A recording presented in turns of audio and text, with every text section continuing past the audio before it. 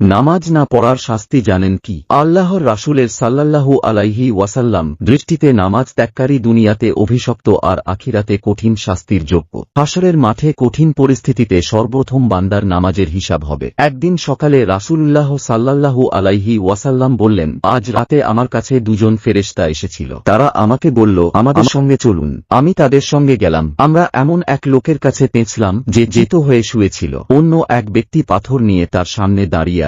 সে পাথর দিয়ে শুয়ে থাকা ব্যক্তির মাথায় আঘাত করছে এবং থেঁতলে দিচ্ছে। যখন সে পাথর নিক্ষেপ করছে তা গড়িয়ে অন্যত্র চলে যাচ্ছে। লোকটি গিয়ে পাথরটি পুনরায় তুলে নিচ্ছে এবং তা নিয়ে ফিরে আসার সঙ্গে সঙ্গেই লোকটির মাথা পুনরায় পূর্বের মতো ভালো হয়ে যাচ্ছে। সে আবার লোকটির কাছে ফিরে আসছে এবং তাকে পূর্বের মতো শাস্তি দিচ্ছে। আমি আমার সঙ্গী দুজনকে জিজ্ঞাসা করলাম, সুবহানাল্লাহ, এরা কারা? তারা জবাবে বলেন, এ ব্যক্তি ফরজ নামাজ না পড়েই ঘুমিয়ে যেত। রিয়াদুস সালেহিন 1546।